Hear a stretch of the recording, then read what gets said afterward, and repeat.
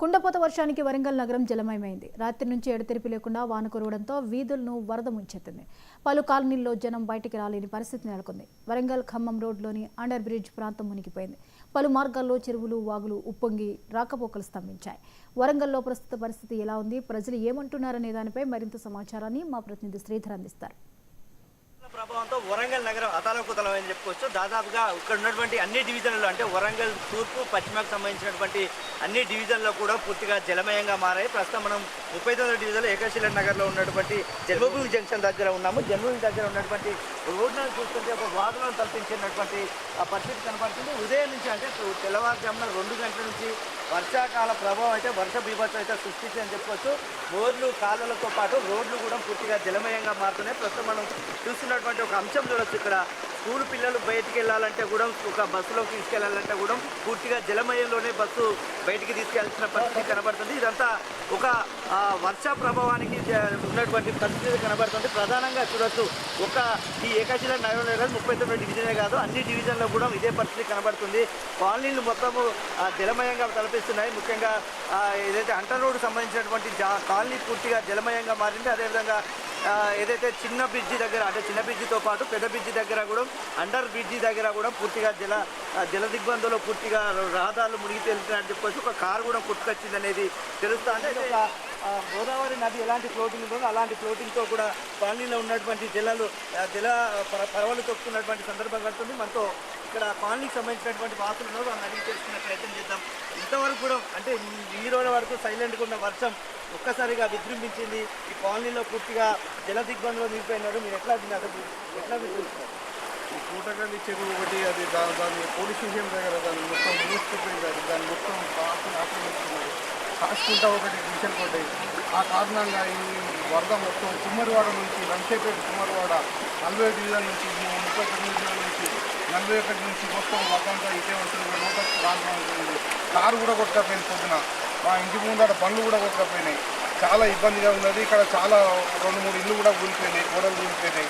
వాళ్ళ నాలాలు మొత్తం 10 ఫీట్ల నాలాలు కూడా మొత్తం కమ్ముకపోయినాయి. మొత్తం ఇక్కడ చాలా ఇబ్బందికరంగా ఉన్నది. ప్రజాప్రతినిధులు దయచేసి మీరు గమనించి ఈ చెరువు ప్రాంతాలన్నీ మూసుకపోయినాయి కాబట్టి ఈ వరదతో చాలా ఇబ్బంది ఉన్నది. రోడ్డు రవాణా వ్యవస్థ కూడా మొత్తం రోడ్ అంతా ఖరాబ్ అయిపోతుంది. స్కూల్కి పోయే బస్సులు కూడా పోతలేవు. చాలా ఇబ్బందికరంగా ఉన్నది. ఇట్లా నుంచి అర్ధరాత్రి 2 గంటలకు ఎందుకున్నాడు వాన ఇక్కడ వరకు ఎదురు పడుతుంది. ఎట్లా ఉంది? 3 గంటలకు లేచి చూస్తే అసలు మా గేట్ ముంగటి నుంచి అసలు వరద అనేది బయటికి రాకుండా ఏమవుతుంది, ఈ ప్రాంతం అంతా ఏమవుతుంది అనే భయంకరంగా మారిపోయింది. చాలా ఇబ్బందికరంగా ఏంటంటే చిన్న ఇల్లు ఉన్న వాళ్ళు అయితే పండుకోకుండా మొత్తం కూర్చున్న పరిస్థితికి వచ్చింది. ఈ పరిస్థితి అసలు ఇంత వాన ఈ సంవత్సరంలో ఎప్పుడు పడలేదు.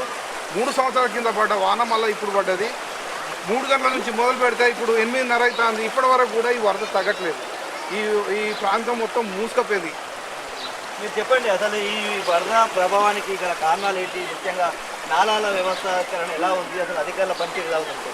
అంటే ఇక్కడ నాలాలు లేకనే కరెక్ట్గా ఈ వర్షం నీళ్లు పడితే పోవడానికి నాలాలు లేవు. ఇంకోటి ఏంటంటే నీరు పడ్డదంతా మొత్తం చెత్త చేయడం ఏం నాలాలు తీసుకోలేరు.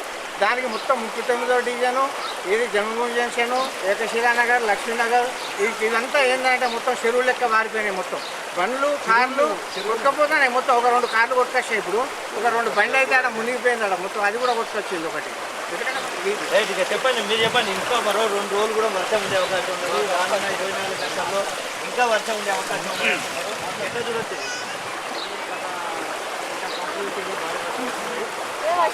ఏరియాలో కూడా ఇదే పరిస్థితి కనబడుతుంది. జరుగు చేసే వరకు ఇదే లోతట్టు ప్రాంతాలు వాళ్ళ కాలనీలో కూడా నీళ్ళు వచ్చినాయి. మీరు గత 25 దగ్గర వచ్చేసినట్టయితే మీకు ఖచ్చితంగా గుర్తవాసులు ఇటు కాచుకుంట వాసులు కూడా గుడిసెల వాసులు కూడా నీళ్ళు వచ్చినాయి. మీరు దీన్ని ప్రభుత్వానికి తెలియపరచవలసిందిగా కోరుతున్నాను.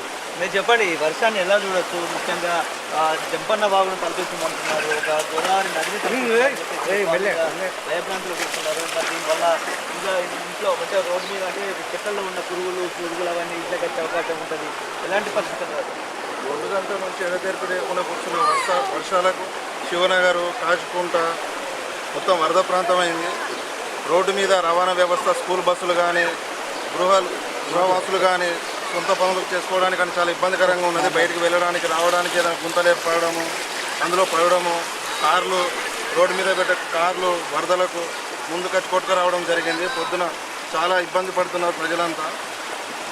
రాజకీయ నాయకులు కానీ ఎవరైనా వచ్చి ఒకసారి సందర్శించి ఇక్కడ ఉన్న నాలాలు మీద ఉన్న ఇబ్బంది లేకుండా చూసుకోవాలని తెలియజేయడం జరుగుతుంది. ముందున్న ప్రాంతాలు కూడా ఇంకా ముందు ఉన్న ప్రాంతాలు కూడా బయటికి రాకుండా గృహవాసులకు ఎలాంటి ఇబ్బంది లేకుండా చూడాలని కోరుకుంటున్నాం. మీ పిల్లల్ని స్కూల్ పంపాలని రెడీ కూడా చేశారు, మరి పిల్లలు రెడీ అయినారు. ఇప్పుడు వాళ్ళు పంపించాలంటే స్కూలు పోయే పిల్లలకి పొద్దున 8 గంటలకు రావాల్సిన బస్సు వరద ప్రాంతం వల్ల ఇప్పటి వరకు బస్సులు రాకుండా ఉండడం జరిగింది. వచ్చిన బస్సులు కూడా తిరిగి వెనక్కి వెళ్ళిపోతున్నాయి. స్కూలుకు వెళ్లకుండా ఉండని పరిస్థితి ఏర్పడింది. వాహనాలు కూడా మధ్యలోకి వచ్చి రోడ్డు మీదకి వచ్చి ఆగిపోతున్నాయి. స్టార్ట్ కాకుండా ఇబ్బంది పడి వెనకకు తిరిగిపోతున్నారు. స్కూలుకు రెడీ అయిన పిల్లలు కూడా ఇప్పటి వరకు స్కూలుకు వెళ్లకుండా ఉండే పరిస్థితి ఉన్నది. పిల్లలు బయటికి రావాలంటే పిల్లల్ని రావాల్సి వస్తుంది. పెద్ద పెద్ద వస్తువులు కానీ చెక్క ముద్దులు కానీ కొట్టుకురావడం జరుగుతుంది. ఇబ్బంది పడే పరిస్థితి ఉన్నది.